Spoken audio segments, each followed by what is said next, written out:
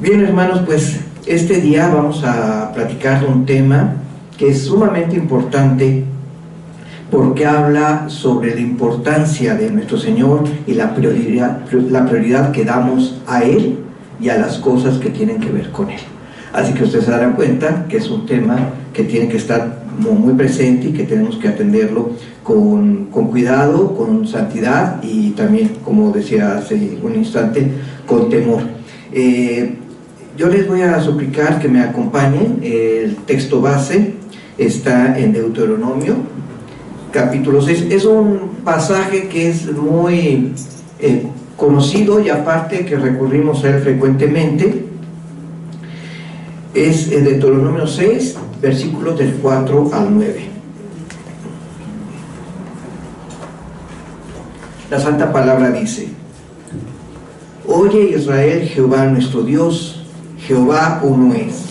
Y amarás a Jehová tu Dios de todo corazón y de toda tu alma y con todas tus fuerzas. Y estas palabras que yo te mando hoy estarán sobre tu corazón, y las repetirás a tus hijos y hablarás de ellas, estando en tu casa y andando por el camino y al acostarte y cuando te levantes. ¿Qué significa? Todo el tiempo. Hermanos, este pasaje es en el que nos vamos a basar y vamos a ir rescatando este punto fundamental que es la preeminencia de Dios. Este es el título de la prédica de hoy, la preeminencia de Dios, y que el Señor nos conceda. Si me permiten, vamos a orar. Padre amado, tú en tu sabiduría tuviste a bien dejar tu santa palabra, la Biblia, para que tu pueblo te conozca tus mandamientos, y en este caso también que entendamos lo importante que eres tú y la importancia que le debemos de dar a tu palabra, a ti, en nuestra vida. Señor, danos la gracia, concédenos, Padre, escuchar tu santa palabra y que el Espíritu la haga una realidad en nuestra vida, y que nuestro andar sea transformado con un único propósito, que es exaltar y alabar tu santo nombre. Señor, concédenos ese milagro en cada uno de nosotros, los que estamos aquí, los que en algún momento escuchen esta prédica. Amén. Hermanos, vamos a platicar de esto. Vamos a ver 4 puntos de este tema. Pretendo no aburrirlos mucho, pero sí vamos a ir desglosando cada uno de ellos. Son 4 temas, y el más práctico, el último, si los aburro mucho, del 1 al 3, en el cuarto los despierto, porque en el cuarto vamos a ver cómo hacerle para que Dios sea nuestra preeminencia, porque a veces decimos, todo está bien, pero ¿y luego cómo le hago? Entonces en el cuarto, que el Señor nos dé la gracia para abordar sobre esto. Quiero hacer un paréntesis, porque puede haber gente muy jovencita, bueno, todos ya los muy jovencitos, pero me refiero al Señor. Puede ser que haya gente que esté recién convertida o que apenas esté estudiando la Santa Palabra, y resulta que damos por hecho que hay ciertas palabras que ya quedan claras. Entonces sí me voy a ir deteniendo en algún aspecto. ¿Por qué hablar del pueblo de Israel y qué tiene que ver el pueblo de Israel con nosotros? Bueno, algunos, los que ya lo saben y lo manejan muy bien, les pido paciencia, es un paréntesis, pero esto va dirigido a los que se están integrando, los que van conociendo la palabra del Señor. El pueblo de Israel fue el pueblo que Dios eligió. ¿Qué tiene que ver con nosotros? Que el pueblo de Israel fue tomado, y es todo el trato, todo el pacto, todo el contacto que tuvo Dios con el pueblo de Israel es una imagen de lo que iba a venir con nosotros después de la llegada del Señor Jesucristo. Por eso es importante que entendamos qué pasaba con Israel en el tiempo antes de Jesucristo, porque todo aquello que pasaba con ellos el Señor lo ha utilizado para nuestro trabajo, para el trabajo que tiene con cada uno de nosotros. Así como sacó al pueblo de Israel de Egipto, que estaba en esclavitud, el Señor nos ha sacado a nosotros de la esclavitud que era el pecado y nos ha dado una vida nueva. Así como hubo reyes difíciles en Israel y en Judá, pero mayormente en Israel, había reyes que eran rebeldes, que el Señor les hablaba y que no obedecían. Bueno, pues el Señor, ahora nosotros, a veces sabemos gente que somos un poco difíciles y que el Señor nos tiene que estar hablando, que nos está diciendo cuidado con esto para que corrijamos el camino. Todo lo que pasaba con el pueblo de Israel de alguna manera fue un espejo, fue algo que estaba manifestando lo que iba a ocurrir con la llegada del Señor Jesucristo. Por eso es importante que digamos, a ver, ¿qué le dijo Dios al pueblo de Israel en aquel entonces? Y después vamos a ver qué nos dice a nosotros ahora en estos tiempos. Es importante porque a veces uno dice, bueno, ¿por qué se habla tanto de Israel si nosotros no somos israelitas? Es por eso, hermanos, porque el pueblo de Israel fue escogido por Dios en lo natural, o sea, en lo natural me refiero a las personas, todas aquellos que nacieron en Israel. Ahora nosotros venimos a ser pueblo de Israel, pueblo de Dios de manera espiritual, y nos formamos a ser parte de alguna manera del pueblo de Israel. Por eso es esto. Bueno, ahora sí, a este pueblo de Israel Dios, este es el primer punto que vamos a ver, Dios le estableció ciertas prioridades. Cuando le dijo, yo voy a ser tu Dios, le dijo, a ver, ojo, que este va a ser nuestro pacto, esta va a ser nuestra relación, y tienes que poner atención en esto. Por eso leímos Deuteronomio 6, porque ahí Dios le está diciendo, ¿quién soy yo? Y tú, mi pueblo de Dios, mi pueblo es elegido, ¿cómo va a ser nuestro trato? Entonces, dense cuenta cómo primero Dios está demostrando al pueblo de Israel que es un pueblo diferente, que es un pueblo elegido, y lo atrae a él. Dos, pues es un pueblo bendecido, porque imagínense que Dios te diga, tú eres mi pueblo, yo te amo, te voy a proteger, te voy a salvar y te voy a sacar de la condición que estás, te voy a sacar de esclavitud. Pero no solamente eso, te voy a sacar con mano poderosa, con milagros, que todas las naciones vean lo que estoy haciendo contigo. Pues significa que era un pueblo amado por Dios, era un pueblo bendecido por Dios. Entonces, en ese contexto, el Señor dice, ok, bueno, ahora, ¿cómo vamos a quedar tú y yo? Ya te salvé, ya te escuché, ya te salvé de esclavitud, y bueno, vamos a revisar nuevamente. Ahora con este entendimiento de este contexto, vamos a revisar primero, si me acompañan, Deuteronomio 5, versículo 1. Dice, acuérdense que Dios se comunicaba con el pueblo a través de Moisés. Bueno, dice, llamó Moisés a todo Israel y les dijo, oye Israel, los estatutos y decretos que yo pronuncio hoy en vuestros oídos, aprendedlos y guardarlos para ponerlos por obra.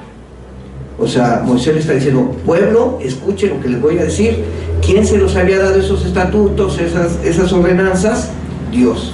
O sea, Moisés era un mensajero. No se le ocurrió a él, de su inteligencia y su sabiduría y su nobleza de corazón, decir, pues me parece bien esto. Eran mandatos de Dios. Entonces Moisés llama a todo Israel y les dice, oiga lo que les voy a decir. Ahora vamos a ver Deuteronomio 6:4. Regresamos a nuestro texto principal, versículo 4 y 5. Vean con lo primerito que empieza esta declaración. Oye Israel, vamos a traducirlo a oye pueblo de Dios que estamos aquí reunidos. Es más, vamos a hacer otra vez más particular. Oye Tania, oye Carlos, oye Martita, oye Daniel, etc. Jehová nuestro Dios, Jehová uno es. Y amarás a Jehová tu Dios de todo tu corazón y de toda tu alma y con todas tus fuerzas. Este es el primer punto que el Señor dice, esta es nuestra relación. Yo me presento como tu único Dios y te estoy pidiendo algo, que ames a Jehová con todo tu corazón, con toda tu alma y con todas tus fuerzas. Y agrega algo más el Señor también en otro pasaje. Vamos a Deuteronomio 5, del 7 al 9, y le aclara algunos puntos que yo creo que el Señor también nos quiere aclararlo el día de hoy a nosotros. Muy claramente el Señor le dice: no tendrás dioses ajenos delante de mí, no harás para ti escultura, ni imagen alguna de cosa que esté arriba en los cielos, ni abajo en la tierra, ni las aguas debajo de la tierra. No te inclinarás a ellas ni las servirás, porque yo soy Jehová tu Dios, fuerte, celoso, que visito la maldad de los padres sobre los hijos, hasta la tercera y cuarta generación de los que me aborrecen. A ver, en lo natural, el pueblo de Israel venía de Egipto, un pueblo que tenía muchos dioses. El dios para la cosecha, el dios de las moscas, el dios, bueno, lo representaban un escarabajo, un halcón, o sea, tenía muchos dioses. Entonces, en ese contexto, al pueblo de Israel le está diciendo: tú no vas a tener esos dioses. Tú no necesitas un dios de la agricultura para que llueva. Tú no necesitas un dios del sol para que el sol salga todos los días. Tú no necesitas un dios porque yo soy tu Dios que como todo soy yo. Bueno, el Señor, eso decimos, nos queda claro, porque era un pueblo de Egipto, era así. Nosotros ya no estamos en un país que creen muchos dioses. Sin embargo, pudiera ser que en efecto a veces sí tenemos muchos dioses. Y no estoy hablando de dioses que nos inclinemos a un dios como en aquel entonces, al sol, a Ra, a Horus, no. Estamos hablando de qué pasa en nuestros corazones, quiénes son nuestros dioses. Y a eso se le llama idolatría. Cuando ponemos algo en lugar de Dios, aunque sea algo muy bueno, si lo ponemos antes de Dios, se convierte en idolatría, se convierte en nuestro Dios. Claro que es bueno amar a nuestros hijos, por supuesto, pero cuando amamos más a los hijos que a Dios, ahí está, es idolatría.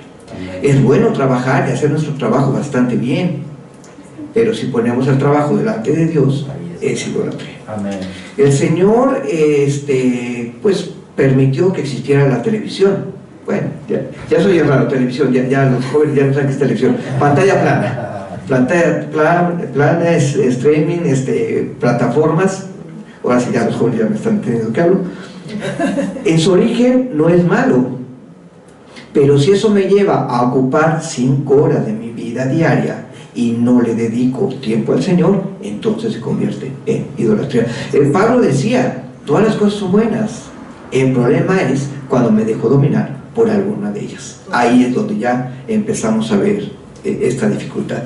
Y tan esta palabra es cierta en aquel tiempo y tan cierta con nuestro Dios, con nosotros, que Jesucristo cuando vino dijo: ok, eso era con el pueblo de Israel en lo natural. Sin embargo, vean en Mateo 22 versículos 35 al 38, cuando se acercaron a buscar una trampa a Jesucristo, se acercó por ahí un intérprete de la ley y bueno, lo quería poner en aprietos. A veces nos ha pasado, ¿no?, que nos dicen: ya ven, los cristianos, a ver, ¿creen en María? Así como que a ver qué contestas. Sí creemos en María, fue la mamá de Jesucristo, ¿no? O sea, claro que creemos. Pero bueno, entonces aquí en Mateo 22 del 35 al 38 dice: y uno de ellos, está hablando de unos gente importante del pueblo, intérprete de la ley, preguntó por tentarle. No era una pregunta buscando sabiduría, porque hay preguntas buscando sabiduría y hay preguntas que llevan doble intención. Dice, diciendo: maestro, ¿cuál es el gran mandamiento en la ley? Jesús le dijo, y vean qué interesante, retoma aquello que estaba en Deuteronomio: amarás al Señor tu Dios con todo tu corazón, con toda tu alma y con toda tu mente.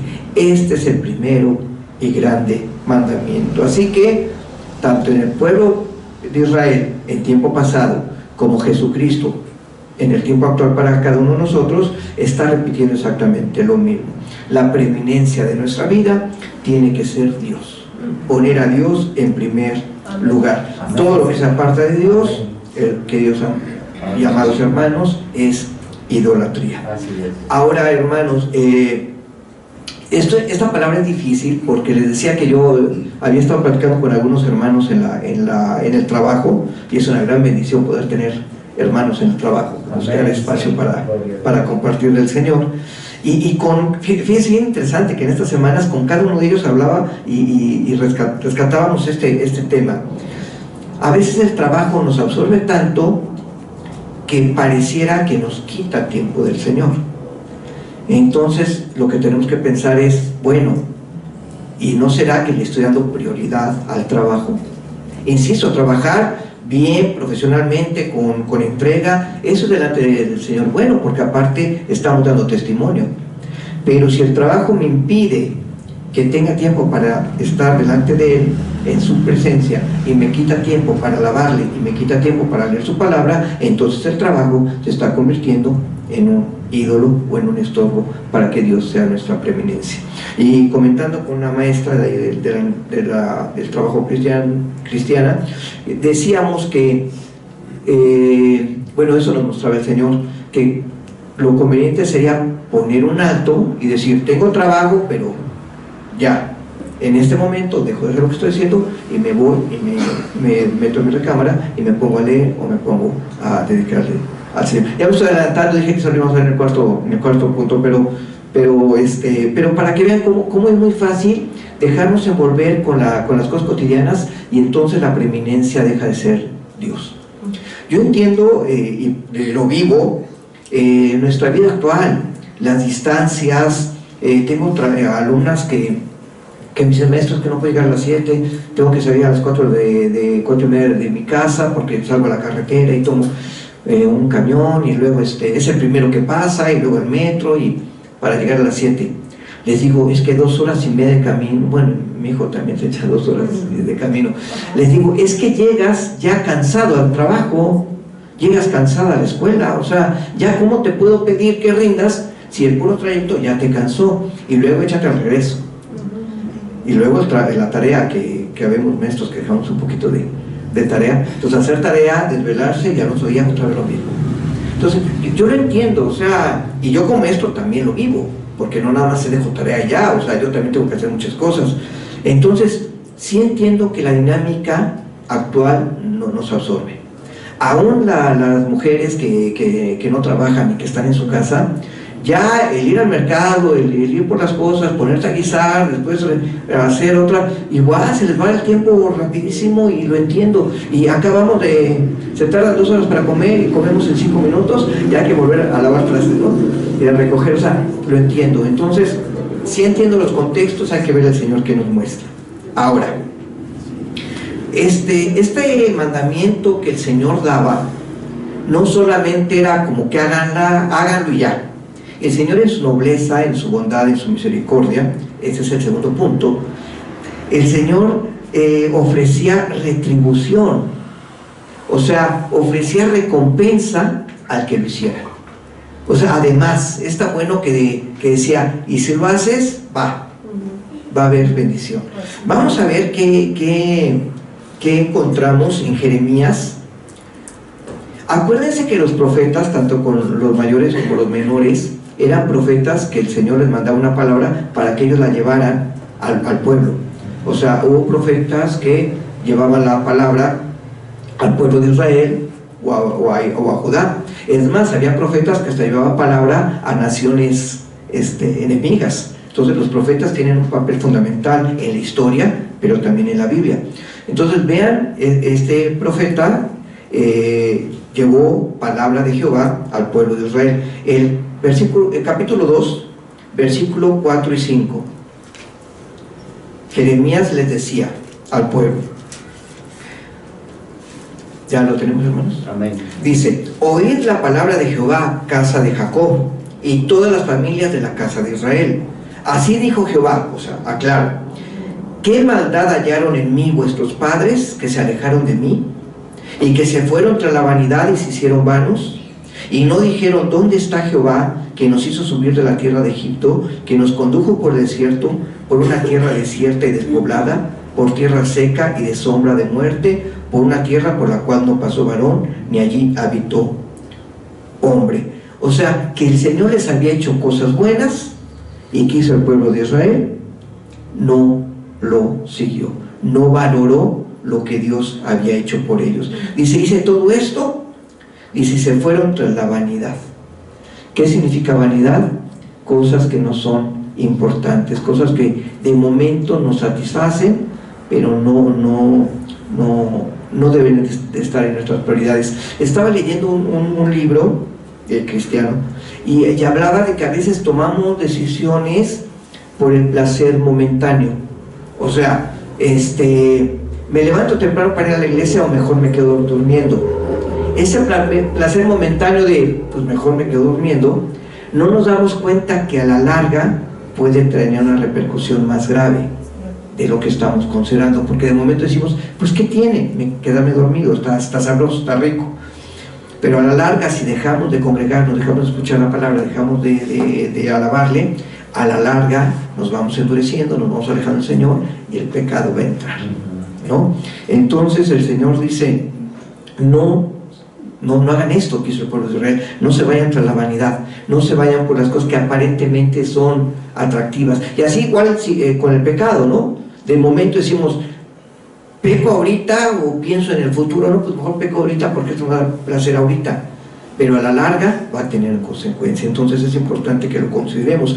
También el Señor les pone les plantea una situación bien clara. Dice, me sustituyeron por otras cosas. También aquí en Jeremías, más adelantito, versículos 12 y 13, en el mismo capítulo 2, versículos 2 y 13,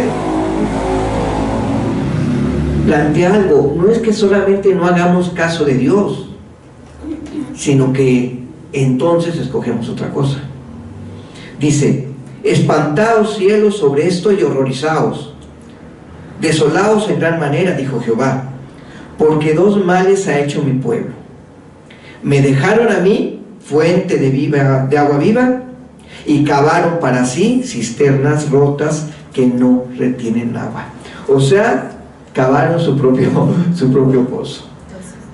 Se pusieron su banquito, pusieron una cuerda, se la pusieron en el pescuezo y brincaron. O sea, entonces solitos por las decisiones que tomaron, cavaron sobre sí cisternas rotas. Esta analogía también para los jovencitos, ¿qué significa? Que es una cisterna rota. El agua es fundamental para vivir. De ahí tomamos agua, nos sirve para nuestras necesidades, para bañarnos, etc. ¿Qué significa una cisterna rota? Que el agua se pierde, se va. Entonces, el de dejar al Señor por cisternas rotas es dejar que la bendición, que su cuidado, que lo importante se vaya. Y lo perdemos para nunca más tenerlo.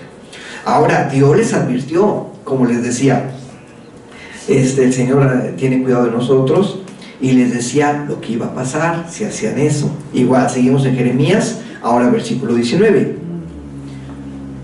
No dice Dios, o sea, yo te castigaré.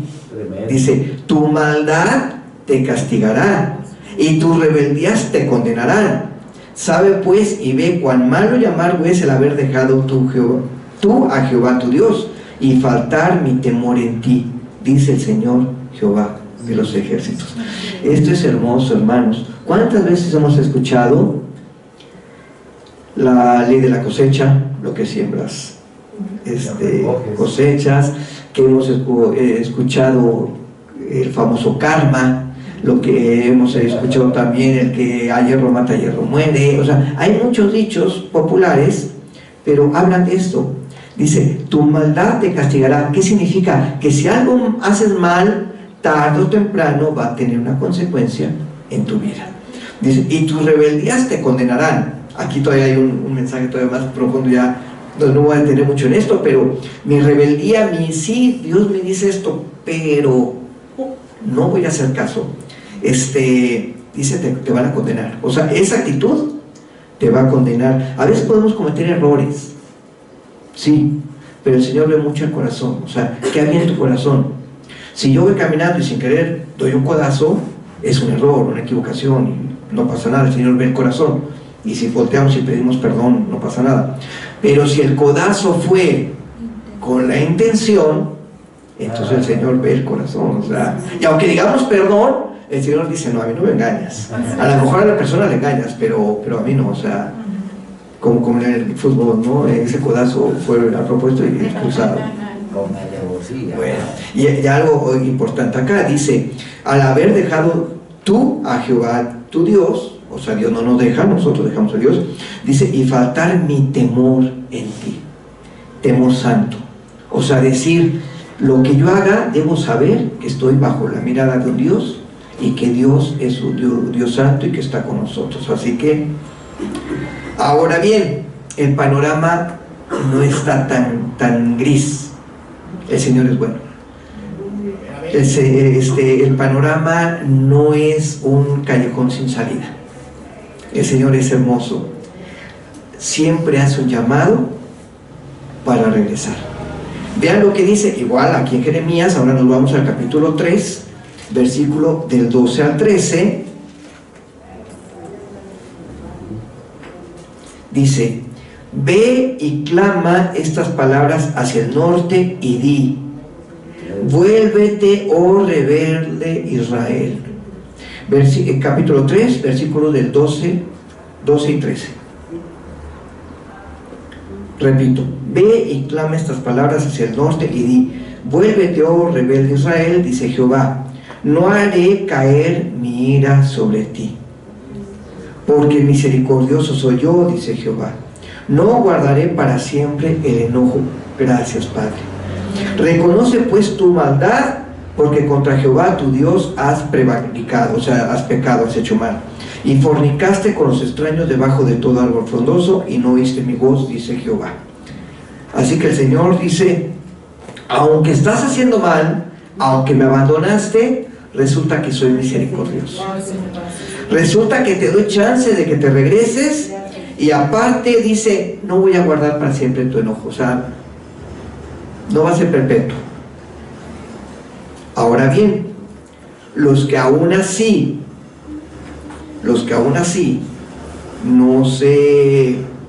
no nos detenemos y continuamos con nuestra rebeldía, bueno, pues en efecto va a haber una retribución. Vean lo que pasó con el pueblo de Israel, y al ratito vamos a ver lo que nos puede pasar a nosotros. Vamos a ver lo que ocurrió en Segunda de Crónicas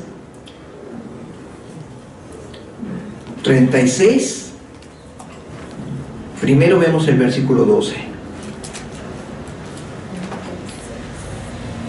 Está hablando, como les decía, de personas, de reyes, de personas del pueblo que los profetas les hablaban, y en este caso Jeremías le hablaba, y vean lo que ocurrió. Dice, e hizo lo malo ante los ojos de Jehová, y no se humilló delante del profeta Jeremías, y no porque se humillara delante del profeta Jeremías, porque Jeremías le hablaba de parte de Jehová. O sea, no se humilló delante de Dios y de su profeta que era enviado por Dios. Entonces vean lo que pasó. Veamos del 14 al 16.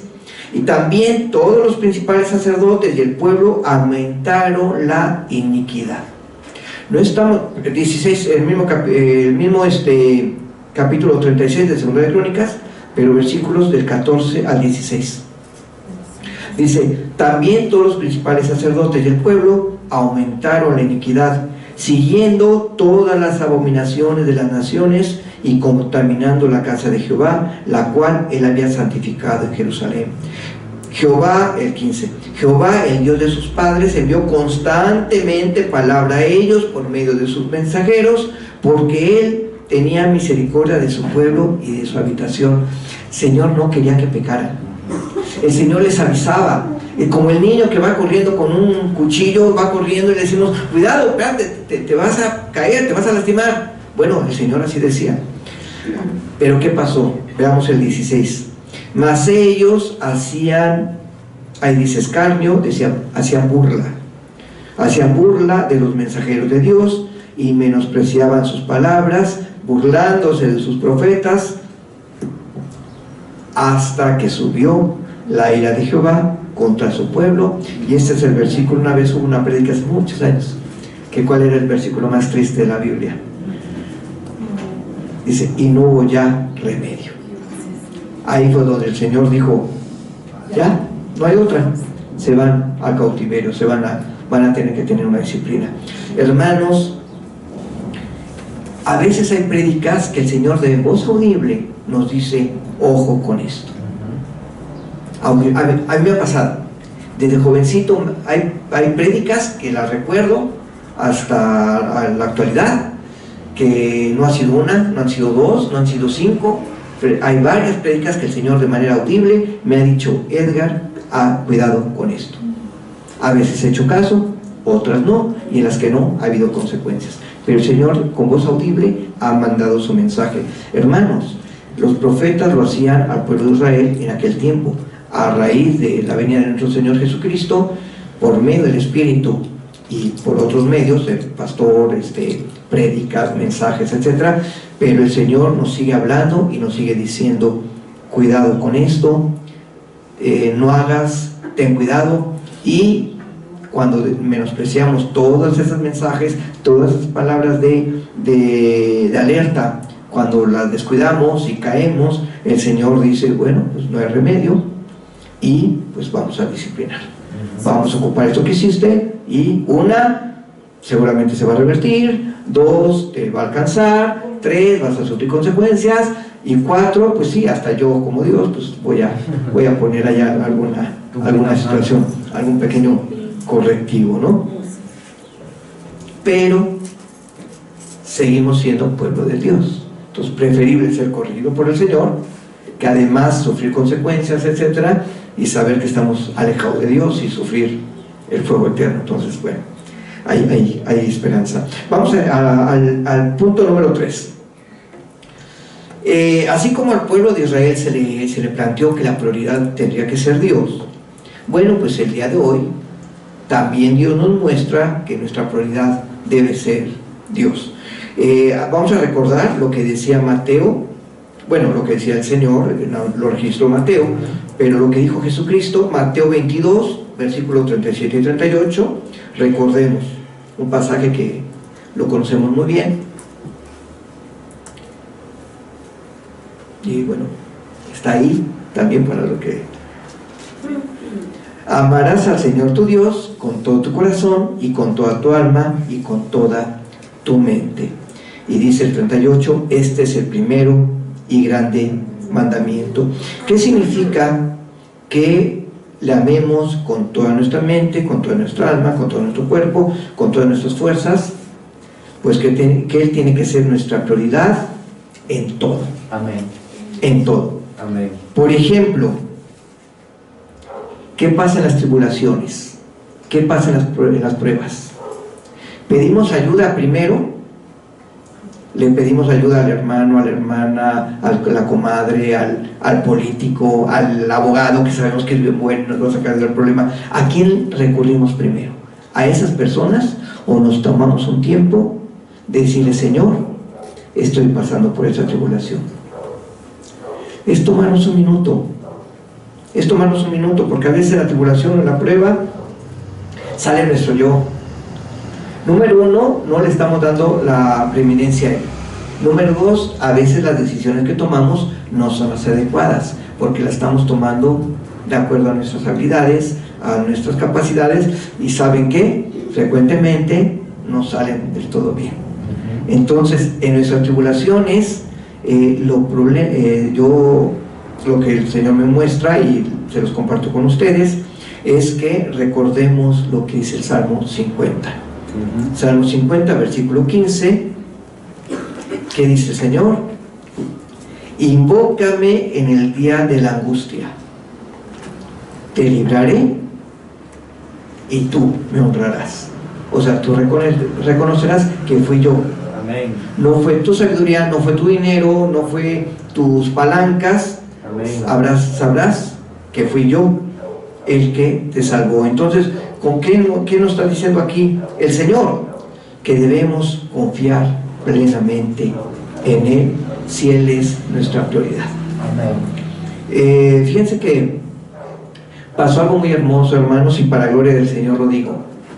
En el trabajo nos iban a certificar. Una institución gubernamental certifica a las instituciones de educación superior. Y ya saben cómo es eso. En 3 días tienes que entregar 1000 cosas.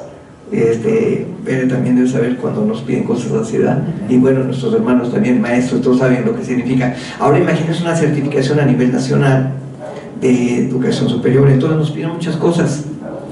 Y hablé con el equipo con el que estoy trabajando, con los jefes de cada proyecto, de cada área, y les dije, ¿saben qué? Nos están pidiendo esto de aquí a mañana. Les propongo, ya sabrán las caras, ¿no? Una es cristiana y las demás no. Entonces, pero de todos modos todas fueron cara de preocupación, de angustia para mañana. Y les dije, ¿saben qué? Vamos a hacer lo siguiente. Vamos a confiar en Dios.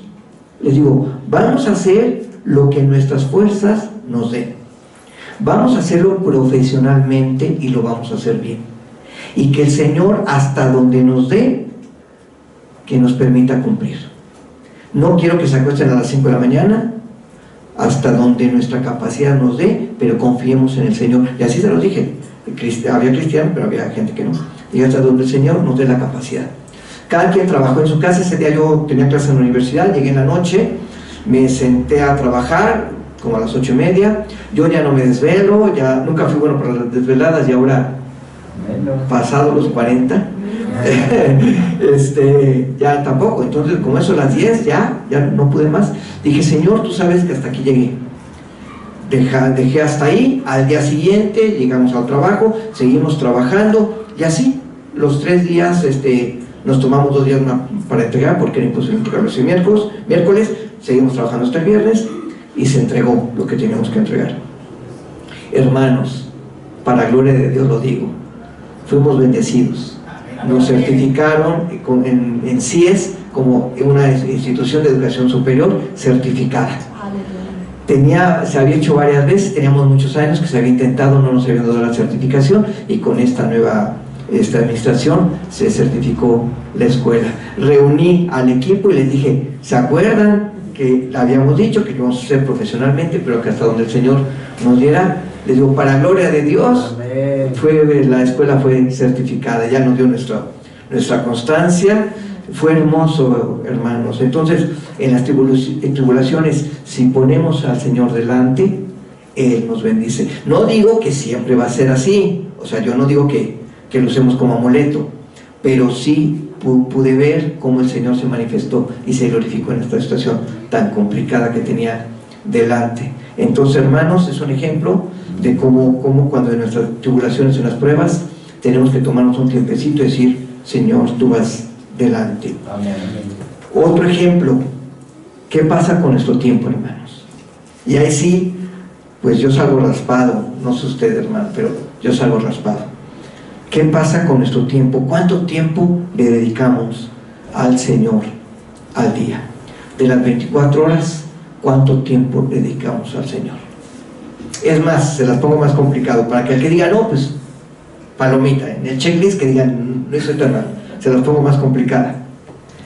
Compare cuánto tiempo le dedica al trabajo, a la televisión, y compare con el Señor. Ya, que el Señor les habla a cada uno de nosotros, hermanos. Insisto, no que dedicar el tiempo al trabajo sea malo. El problema es cuál es nuestra prioridad. ¿Nos estamos afanando? La palabra dice, cada día baste su propio afán. Entonces, ¿por qué me voy a angustiar hoy de algo que tengo que hacer mañana, si eso me va a quitar tiempo, dedicarle tiempo al Señor? Mejor le dedico el tiempo al Señor, y Él ya me va a dar sabiduría, me va a dar paz, me va a dar tranquilidad, y que el día de mañana pues traerá su propio afán, ¿no? Entonces, hermanos, el Señor en lo personal me está hablando con respecto al tiempo que le dedico al Señor. Sí le dedico, pero me queda claro que le podría dedicar más. Vamos a ver lo que dice algo importante en Marcos 1, versículo 35.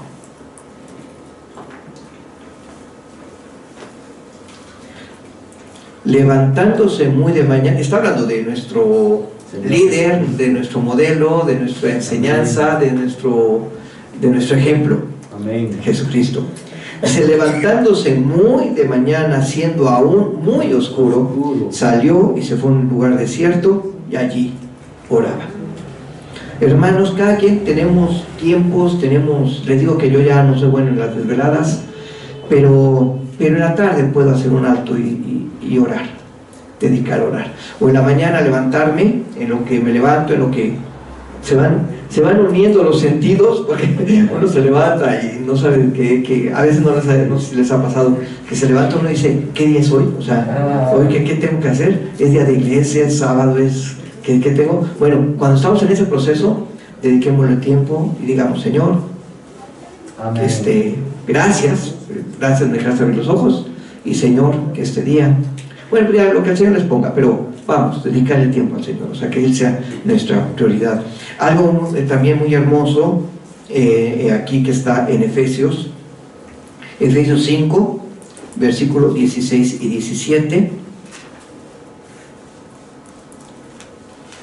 Esa palabra es bien bonita porque lo hace lo plantea con amor este pasaje. Dice, mirad pues, ¿ya lo tenemos? 5, 16 y 17, Efesios 5:15, Efesios 5:15. 15, perdón, sí, desde el 15. Dice, mirad pues con diligencia cómo andéis, no como necios, sino como sabios, aprovechando bien el tiempo. Ahí está, hermanos. Amén. Porque los días son malos. Por tanto, no seáis insensatos, sino entendidos de cuál sea la voluntad del Señor. Pero dice, aprovechando bien el tiempo. ¿Cómo aprovechamos el tiempo? O mejor dicho, ¿qué hacemos con nuestro tiempo? ¿No? Podemos hablar también de nuestro servicio. El servicio al Señor. En la preeminencia, Mateo 4:10 dice, Jesús le dijo, vete Satanás, porque escrito está a tu Dios adorarás y a Él solo servirás. Nuevamente doy gracias a las personas que dispusieron su corazón el día de ayer para venir a apoyar, pero también pues cada domingo, cada día el Señor donde nos puso a servir, que lo hagamos con diligencia y poniendo delante al Señor, no ante la mirada de los hermanos, ante la mirada del pastor, sino ante Dios. La cosa más pequeña, aparentemente la cosa más pequeña, pero si la hacemos delante del Señor, el Señor es glorificado. Hermanos, algo que el pastor no le gusta hablar, pero yo sí lo voy a hablar. No soy pastor, soy invitado, entonces tengo esa libertad. Las finanzas, hermanos, también es nuestra preeminencia el Señor. Aquí en Proverbios 3, versículo 9 y 10, dice, Dios está diciendo, honra a Jehová con tus bienes y con las primicias de todos tus frutos, y serán llenos tus graneros con abundancia, y tus lagares rebosarán de mosto. O sea, no solamente nos está diciendo que diezmemos, que demos ofrendas, sino además dice, esto va a pasar. Hay otro pasaje que dice, pruébame, ¿no? Pruébame, verás. Bueno, y los intereses, hermanos, ya vimos tribulaciones en nuestro tiempo, con el servicio, pero las finanzas, pero también nuestros intereses. Cuánto tiempo dedicamos a Dios, cuánto dedicamos a televisión, a nuestro trabajo, a nuestros hijos. Todo aquello que impida tiempo al Señor es ídolo. Ahora sí, hermanos, el cuarto punto: cómo poder amar y cómo poner a Dios en primer lugar. Ese es el punto. Aspectos muy prácticos, hermanos. Sí, les dije que si se habían dormido, denle un codazo ahí al de junto. Si alguien no tiene pluma, pida, porque yo creo que sí valdría la pena anotar.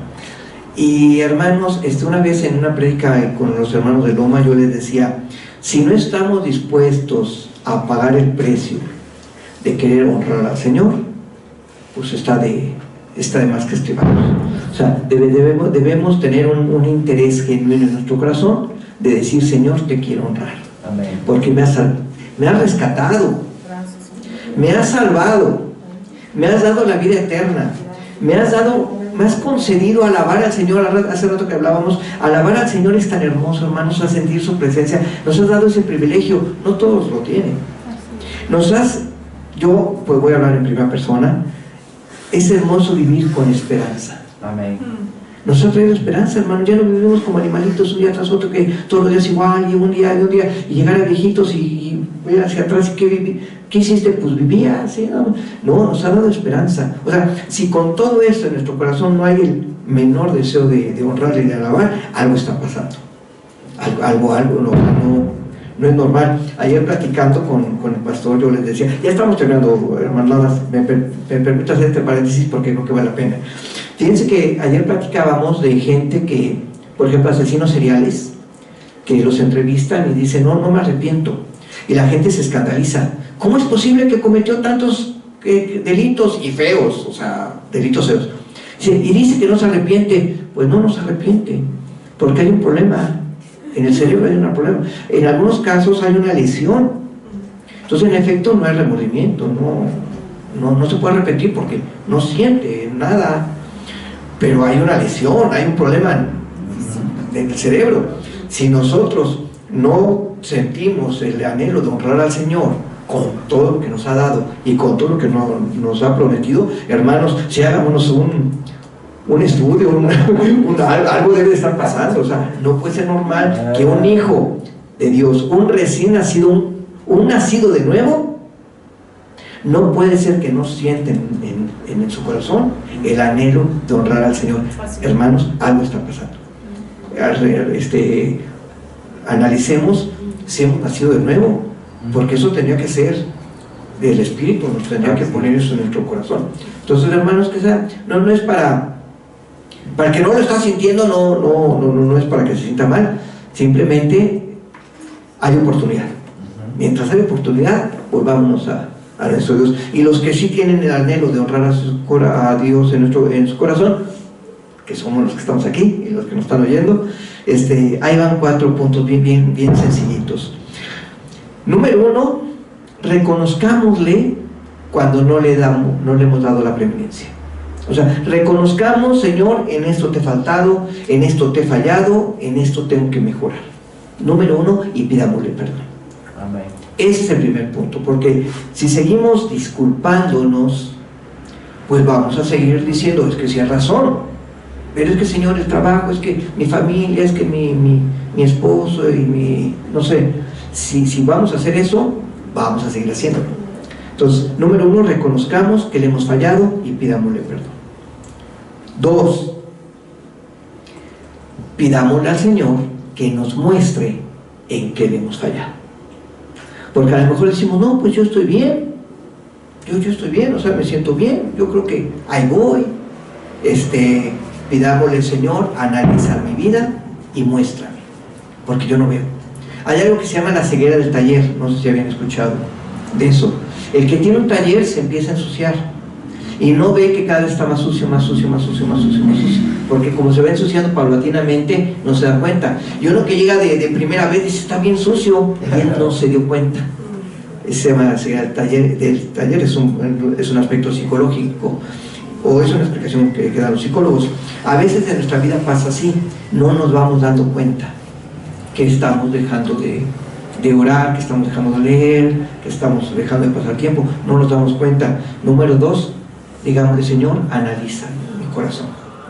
Fue hermoso lo que pasó el domingo pasado, cuando el Señor nos mostró, cuando el pastor hablaba de amar a nuestros enemigos, que el Señor te muestra y te dice, así está tu corazón, es necesario.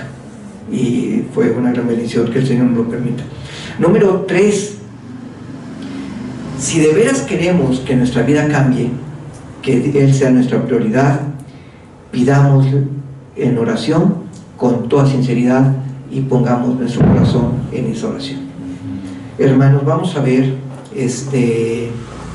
lo que plantean los profetas. Vamos a ver qué dice Jeremías y qué planteaba Ezequiel con respecto a esto. Vamos primero con Jeremías 31, 33 y 34. Ya cuando digo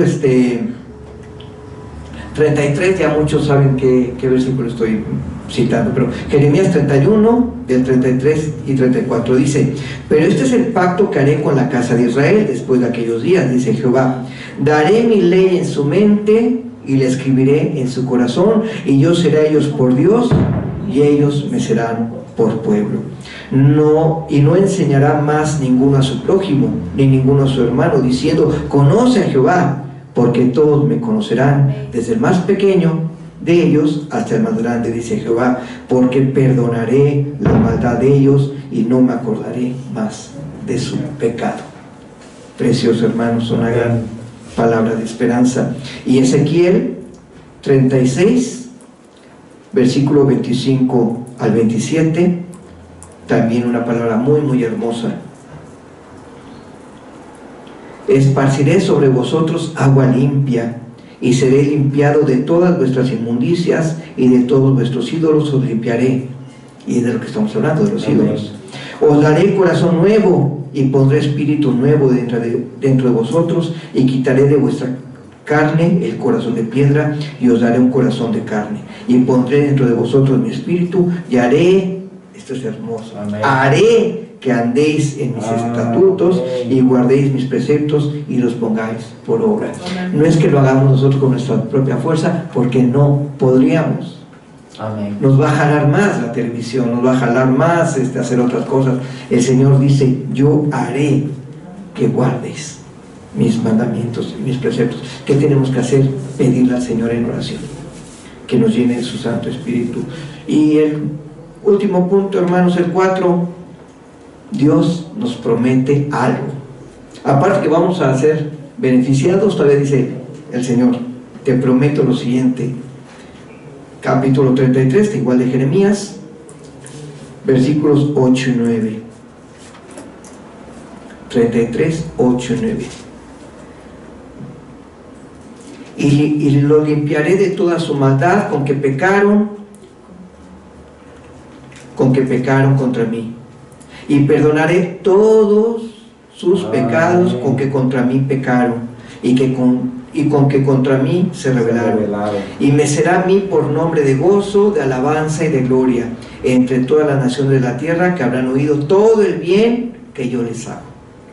Y temerán y temblarán de todo el bien y de toda la paz que yo les daré. Amén. Hermanos, esta es la bondad de nuestro Dios, de que nos dice: no lo hagan, no pongan ídolos delante de ustedes, pero si los han puesto, hay esperanza. Vengan a mí y yo lo arreglo. Vengan a mí y los transformaré. Vengan a mí y yo haré en ustedes. Y no solamente eso, vengan a mí y yo les daré paz, gozo, fe y esperanza en nuestras vidas. Hermanos, oramos. Padre amado, tú conoces los corazones de cada uno de nosotros, y en lo personal, Señor, yo reconozco que te he fallado. Reconozco que no he dedicado el tiempo, y reconozco que he tenido prioridades delante de ti que no han sido tú. Jesucristo, Padre amado, Jehová de los ejércitos, te suplico que me perdones en este día, que perdones mi condición, que perdones esas decisiones que he tomado, pero que traigas a mí, Señor, el anhelo de honrarte y glorificarte, Padre. Te suplico que me transformes, Señor, mi corazón, y que organices mis prioridades, Padre. Que haya un anhelo sincero en mi corazón de honrarte y glorificarte con todas las cosas, con mis bienes, con mi servicio, con todo, Señor. Y pido también por cada uno de mis hermanos que están aquí, por los que están escuchando esta prédica y por los que la escucharán posteriormente. Padre Santo, en cada uno de ellos te suplico que hagas la obra, porque hemos sido creados con un propósito, que es alabarte y honrarte solamente a ti, Señor. No permitas que nuestro corazón se desvíe, y que tú sigas siendo la preeminencia como el primer día que te recibimos. Concédenos regresar a nuestro primer amor, y que tú seas lo primero en todo, Señor. Te suplico por mí, por mi familia y por todos mis hermanos, Señor. Escucha nuestra oración, Padre amado. Te lo suplico, te ruego en el nombre de tu Hijo Jesucristo, pidiéndole que el Espíritu Santo haga la obra en cada uno de nosotros. Amén y amén.